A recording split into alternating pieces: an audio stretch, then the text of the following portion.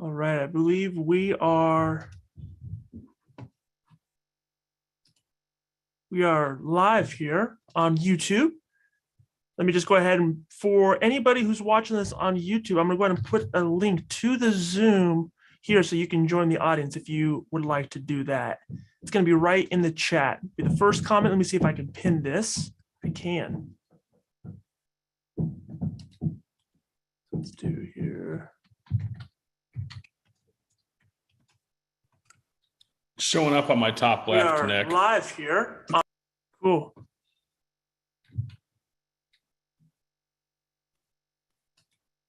All right, that is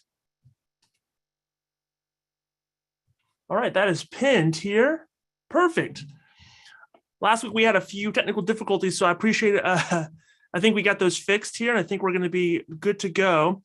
If you are watching this on YouTube, I've went ahead and put a link to the Zoom here in the YouTube chat. So feel free to go ahead and join in. Love to have you. Let some more folks in as I see them. Got a pretty good topic for you guys tonight. And what I'd like to do is, if you guys have questions as it pertains to agency marketing tactics, I want you to go ahead and put them down in the chat below. If you have, whether you're on YouTube or you're on Zoom, what I'd love to do is, for those of you on Zoom, if you have questions, then I'm going to bring you on.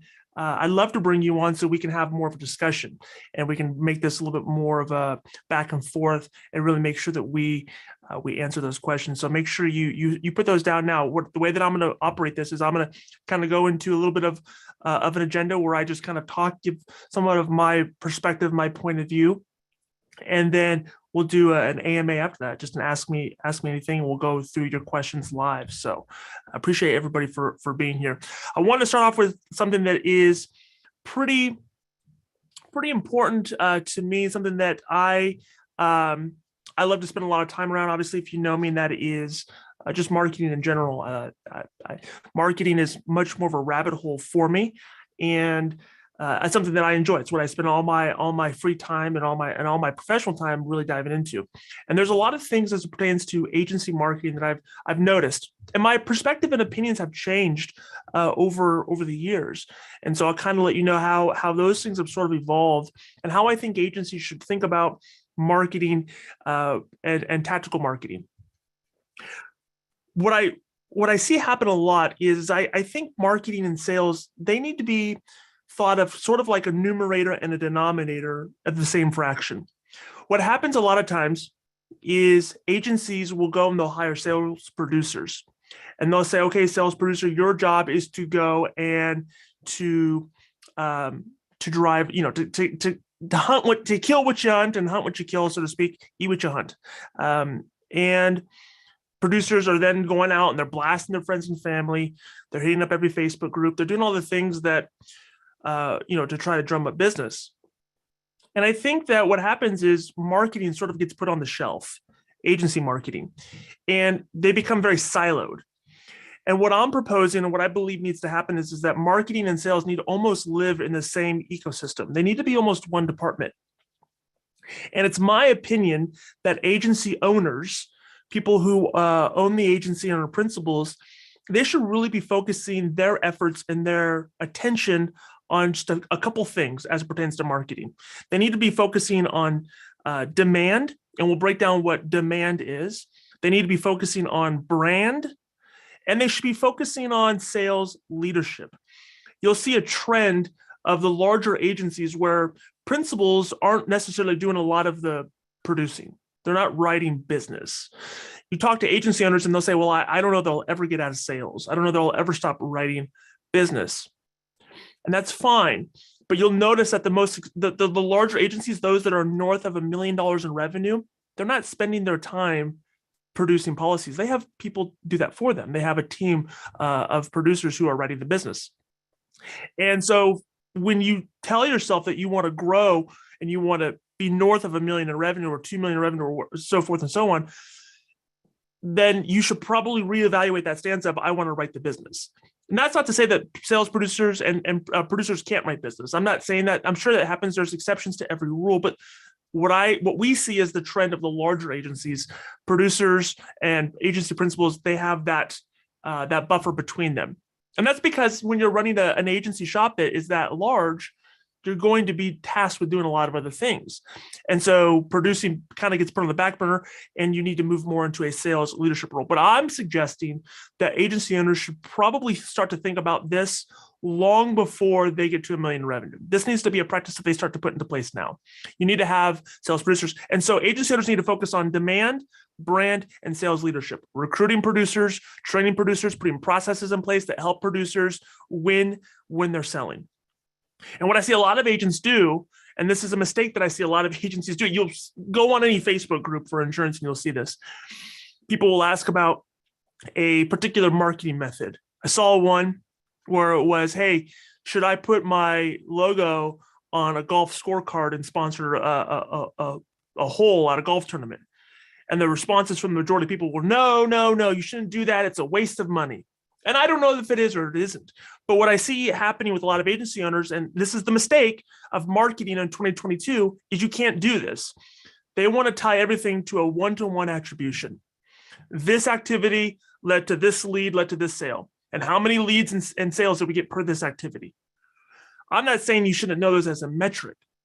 But when you think about all the ways that people are buying anything today, whether it's insurance, whether it's any common good, it's a multiple touch situation. And this is how agency owners need to go about it. It's not just the logo on the scorecard. It's what they heard about you in a Facebook group. It's what they saw in your Google reviews. It's the content piece that you put out. It's all of those things. It's a multi-touch attribution. And the mistake of tying everything to a one-to-one attribution model is you don't really get clear results. And you need to think about marketing in a different way. So what I've done is I've went ahead and I've made a couple of slides here just to kind of help me as an aid. So I'm going to go ahead and I'm going to share my screen here, and we're going to get into it. Let me go ahead and get this out of here. Again, if you guys have any questions, feel free to put them down in the chat. I will be getting to those. And one of these days, I'm going to have somebody who mans all this for me. And it's going to be fantastic.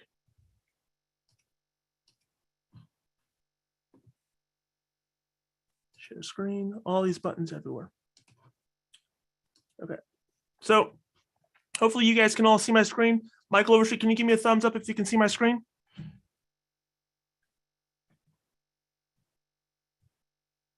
I'm going to assume that's a yes. So there are 3 buckets as it pertains to, I think, agency marketing. If you've been following me on LinkedIn, you've kind of seen me talk a little bit about this. 3 buckets of agency marketing. There's direct response and lead gen. There is content/demand, and there is brand. And these are the 3 buckets that you need to be thinking about in your agency as it pertains to your entire marketing department. And they are different. And an agency owner should focus, like I said, on content and demand. So let's just break it down really quick. Direct response lead gen is paid social ads. These are ads that you see on Facebook, on LinkedIn. These are email marketing initiatives. The concept is you go from ad to form on your website to lead.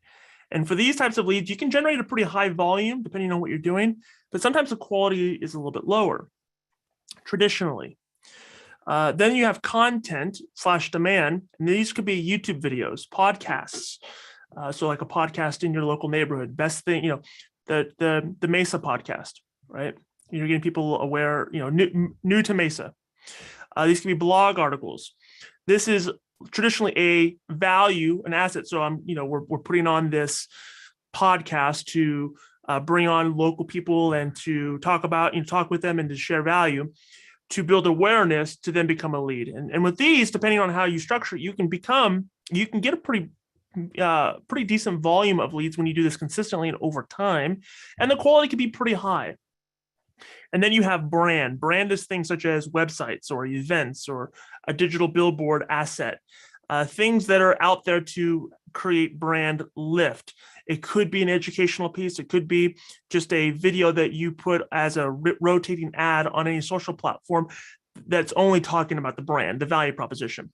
And this is where you are talking about consideration, call to action, and lead. Typically, when you're looking at brand lift, you're talking to people who already are aware that there's some sort of problem or thing that they're trying to solve, and they're looking to a particular brand to solve it. And with these, the volume is low. You're not getting a ton of things from just the brand play traditionally, but the quality of it is very, very high.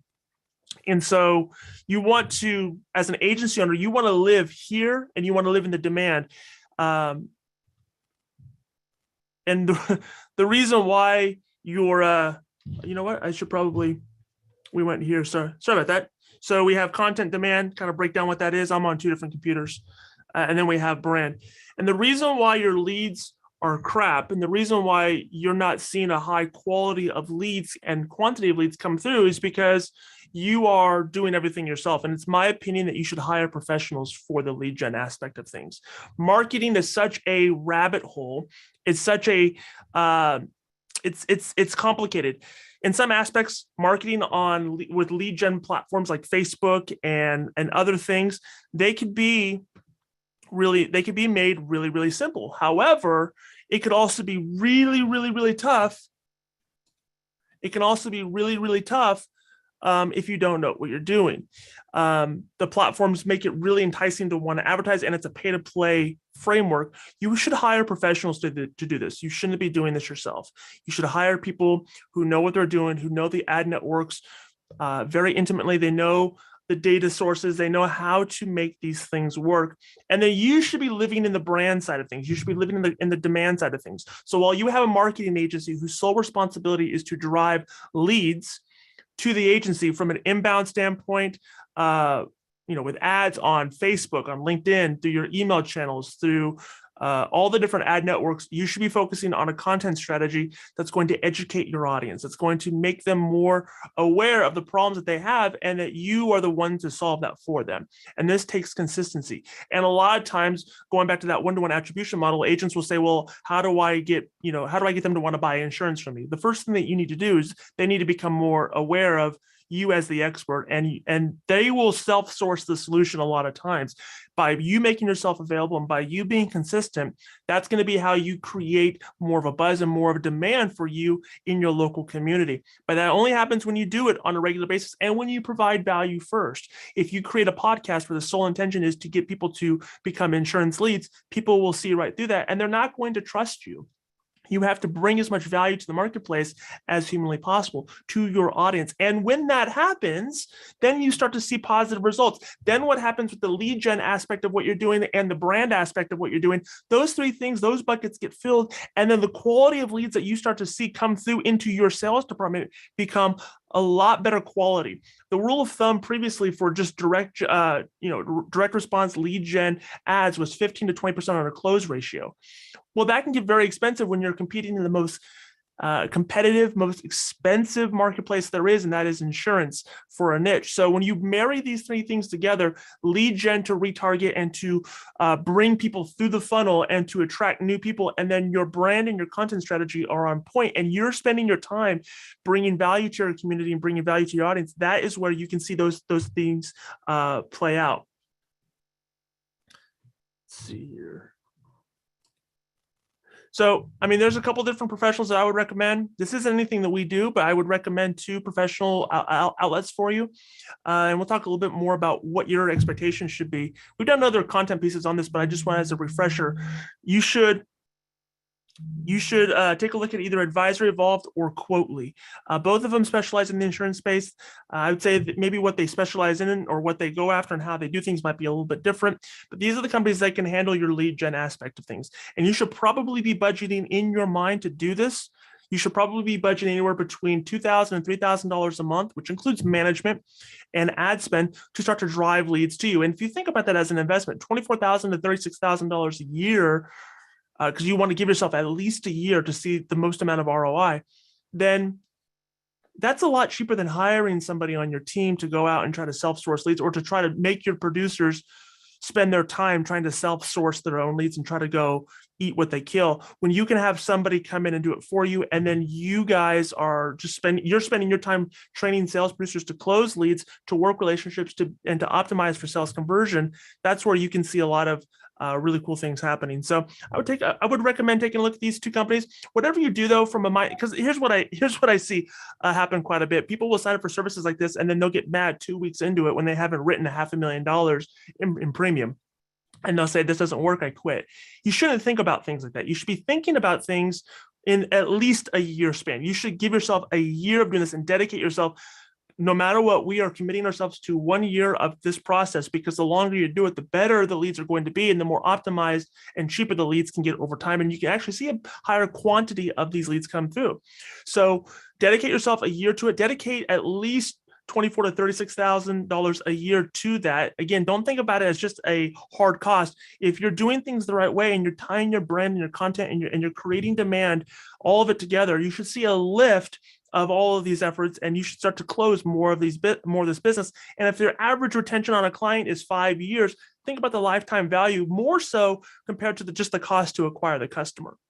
So this is the recommendations that I would think about. I would think about think about your marketing in 3 separate buckets. Don't just tie everything to the lead gen space, because when you do that, you're going to see a higher quantity of people come through who have no intent, who don't really want to buy from you, and you have to hard sell them. And a lot of times they're going to be price shoppers. They're going to be people who aren't really seeing the value of what it is that you want to give them. But when you tie that into brand, you tie that into demand, I think that's when you start to see a lot of really positive results. And this works for insurance because it works for everything. This isn't some trade secret just for insurance. This is how people are buying stuff today. So I would highly recommend that. I'm gonna go ahead and stop my sharing here, and then I want to make sure I take any questions that you guys have. Yeah. So Joseph, if you're on, I'd like to bring you on here. Can I unmute you, Joseph? Let's do this. I'm going to ask you to unmute. Let's have this conversation a little bit. Question that you have is you want to know if any of these have been vetted.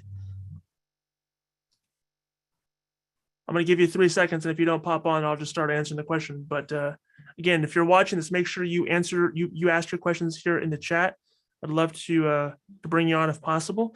Yes, these have both been vetted. I know both the people who run these organizations. I couldn't find the unmute button. How you doing? I'm doing good. How are you doing? I'm on my cell phone, so it's okay. Yeah, that's okay. Yeah, so I know both people that run these organizations. You want to know, basically, for those who are watching, have any of these been vetted, these companies? And yeah, I mean, I've never used these companies for my own lead gen purposes, but I have used Advisor Evolved and known Chris Langell, who owns that outfit, for a number of years, and he's great. I can say without a shadow of a doubt that I would have no problem hiring him. Frank Jimenez owns Quotely. They're located here in Arizona and Tucson, and they have a little bit different approach. Their approach is much more click to call, driving more. Their bread and butter is Google Ads, getting people to click on ads and then call inbound into the agency. And so, it really kind of depends on what you're trying to. I'm sorry. I'm familiar with both of them, and I'll tell you that they're both excellent. I mean, Advisor Evolved is they're light years ahead of all the other. I don't want to call them just web hosting, because they're much more than that, but they really get your website working for you, as opposed to a lot of the other vendors. I've had 4 or 5 websites, probably more than that, made by Chris over the years, and he does great. Yeah, I'd have full trust in him. So, I mean, they're what I would recommend for people who are considering one or the other, or if not both. I think there's a play for both for some agencies, is to really is to go through the process with them and determine if what they're providing meets your needs. Like I said, I think Chris runs a lot of stuff on Facebook and on Google, very good for brand lift. Frank does a lot of stuff like just we want them clicking call into the agency. I know they both do as well, but they prioritize different things, and so they both manage hundreds of thousands of dollars a month in ad spend. They have the data at their fingertips. It's just much more advisable to tap into that. So, was that your only question, Joseph? All right, I'm gonna ask Michael Overstreet to come on and unmute. Michael, you want to know what the best types of content you think brokers should be making? Yeah, I'm curious to hear your opinion on that. I think for me, and I'll speak kind of to what I believe you guys are more or less going after, because I think it does depend a little bit on the niche that you're trying to go after a little bit. Mm-hmm.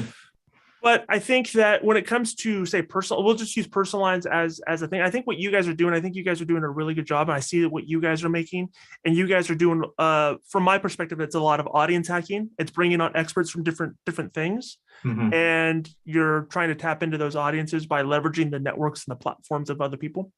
I think that stuff is a really good starting point. The way I always look at it is I always want to ask and answer this question. What does my audience not know about me right now that if they knew it about me, they might make a buying decision, or they might be more likely to make a buying decision in my favor? I like that. And so when I think about content, I'm asking myself that question. What is it that they don't know about me that if they did, it becomes much more likely that they want to do business with me? That's awesome. Here's the rub. That way. Here's the rub, though. It's very easy to fall into the jargon trap and to the questions and the assumption trap, right? I assume that my audience wants to know X. Yes. They may want to know that. They may have no desire to know that at all. So this goes back to the fundamental aspect of what marketers should be doing. And I think this is a play for agency owners or agency marketers, is to figure out by asking good, relevant questions from the audience, having insight from sales or on the form that people fill out. How are people finding you? What is it that's driving them to want to have a conversation? If they all say price, I mean, you can kind of filter through that, but salespeople should also be diving into these things. And as agency owners, you should probably be talking to your customers. It's probably not a bad thing. You should be talking to people that don't buy from you and really figure out, where they came from and why they're there. And once you do, you'll start to notice some trends and you'll get some insights from that. And that will inform your content strategy quite a bit more. It's weird that a lot of people don't talk to their customers, and they don't do surveys. They don't ask questions. They don't do follow-up. Salespeople don't ask a lot of the right questions. I can tell a lot by people when they say, I found you by this, or I was in this Facebook group, or it was here, and self-sourcing and getting people to self-source where they found you and what made them want to come into the conversation, I think is big. Figuring out what pain points they have, or what is it that they're trying to solve. When you figure that stuff out, you'll start to get really clear on, okay, I need to start making content that speaks more to this, because this is the stuff that if people knew it about me, they'd be more likely to want to have a conversation with me. Got it. Great points. Thank you. Yeah. All right, Ryan, I'm going to bring you on to ask your question here. Hey, Nick. Hey, Ryan. How's it going? Going well. How are you doing? I'm doing well, sir. I'm walking around the house here. My baby's going wild downstairs. So, baby's gone wild. Baby's gone wild. Go ahead. So you want to know what the best way is to attract buyers who are looking for a purely digital experience. Can you expound a little bit more on that? Yeah, so we're looking, or at least I'm, trying to understand a little bit better more of the lead gen process. And, we're kind of looking to kind of target folks that would like to, work digitally more so than, through phones. Not trying to necessarily set up a call center setup, but more AI and, digital, more, digital experience. So is there a way to, target folks, or what's the best way to target folks that are really kind of looking for that experience as opposed to, phone call? I'm going to start with the initial question, and I'm going to ask, just so context, I think it's good foundational stuff.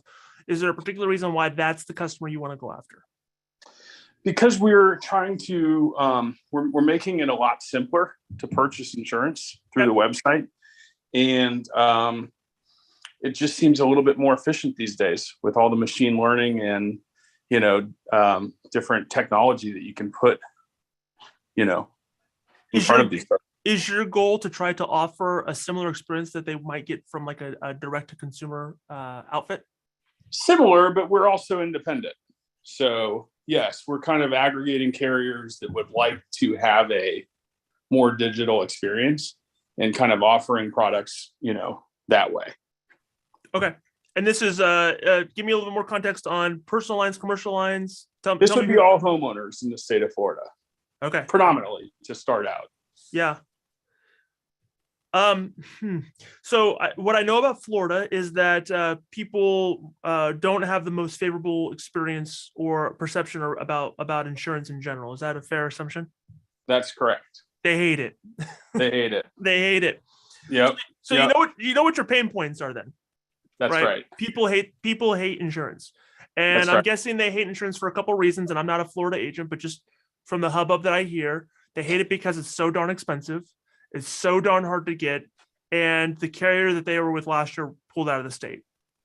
Exactly. That's pretty close. And most of them are from Ohio or Michigan or Wisconsin, where it's very simple to get insurance. They're not used to the pain point, right? That's right. Yeah. So I think we've identified. So I think there's two things that you can identify there. Number one, make it very easy for people that are moving to Florida. There's a lot of people moving to Florida. Make it very easy for them to find you. Make it very easy for them to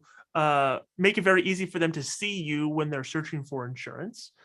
How are most people buying insurance with you right now? Is there a referral basis? Are they coming to you through digital channels? How are people locating you now?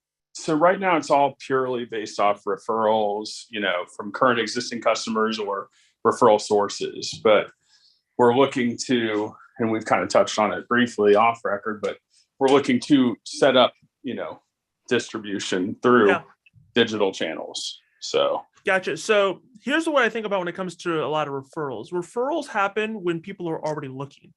So think about what you refer out on anything. You got to go try X. You got to get X. Mm-hmm. That more or less, and I know I'm making broad brush statements here, but that happens a lot of times when people are having conversations about it. Mm-hmm. Hey, who do you know for insurance? And then that opens the door for someone to refer you. Right. When someone's asking that question, they're more or less already doing some degree of research. Right. They're looking, right? Because they're in a consideration. When you think about just the traditional buyer funnel, they're already in the consideration stage of, I'm looking, comparing and contrasting, researching. I know I have a problem. I need to find some way to solve the problem. I don't quite trust what I'm seeing. So I need validation from somebody that I do trust or know that will put me over the top. Right. That's how a referral more or less is generated, right? When someone takes action on a referral. Right. And so what I would strongly recommend for you guys, if this is how you're getting a lot of business, is this only validates the need that you need to be showing up a lot more where people are doing their research.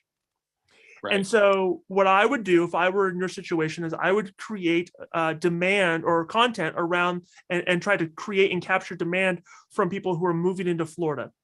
So I would make things more specialized. If you haven't done this already, you could be doing this already, but I would be making content, from Ohio to Florida, from New York to Florida, from X to Florida, right? And insurance and what they, and to make them aware. And I think it requires a level of creation, but also distribution.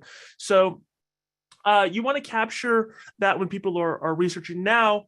You have to be able to provide the experience, and I'm going to speak in assumptions here. I don't need to know if these things happen, but you need to also be able to provide that experience on your website if people do want that kind of touchless experience. Right. And but that's like having a really good car but no gas in it. You need to be able to drive traffic there. So sure. Without understanding marketing budgets, for me, I would, if I was doing marketing in-house or I was hiring somebody to do marketing in my conversations with them, I'd say, let's find out where people are moving from. Right. And let's target those areas because they're looking for insurance while they still live in Ohio, while they still live in New Jersey. So let's target those key areas with the content that we have, and I'd make it educational. It might be a video form. It might, and that's probably where I would default to. And I would push out paid social ads, and I'd make the caption, moving to Florida from Ohio, something like that, where you're calling out the state they're moving to. This is what you need to know. You need to know this first. And I would be promoting that in paid social ads in those areas where we've identified where our largest amount of customers are coming from. So I think that puts traffic into the page where you can then deliver that type of experience. And then you need to weaponize that more with your current customers. If you know that you're getting a lot of referrals now, Yep. then you need to figure out a way to enable that more so that your customers are more willing to share that. So whether, and not going down the list, that could be incentive based, that could be education based, that could be something, right? A tier of moving people up based on a gamification system. Hey, people who send us this, and there's all kinds of ways that you can weaponize that and make it more enabling for your customers to refer you out more. And then you should still be communicating with customers. A lot of times people just think about the leads in the other states moving in, and they neglect the fact that their customers are probably their best source of sales rep, or That's exactly right. Yeah, that's exactly right. We've got 5,000 clients on our book of business right now. We don't have a CRM, which makes no sense whatsoever. So yeah. Hopefully we're going to fix that soon with better agency and start, creating, touch points and, just better client communication altogether. Because we have a nice base of customers that could be referring more, frankly. Love it. Yeah. So figure out a way to put you've got an army there, 5,000 people in your army. Figure out a way to give them, or to have them, take up arms. Yep. Right. Yep. And there's all kinds of creative ways that you can do that. Yep. Well, I look forward to seeing you out in Scottsdale in a couple of weeks, Nick. Likewise. Yep. Cool. Thanks, all right. man. We're going to open this up. If anybody has any other questions, I felt like we got through quite a bit of good stuff here, some good ideas. But I'm going to give this probably another 15 seconds. It looks like we got some folks here on Zoom, and we also have some folks watching us live on YouTube. So I want to make sure I answer any questions that you guys have. That's why I love this format, is because we can go live and we can make it interactive, and we can dive into some of the things that are going to help you guys on this particular topic. So go ahead and put your questions down in the chat if you're watching this on YouTube, or if you want to come on live on Zoom, feel free to do that. And we'll give this just a few moments.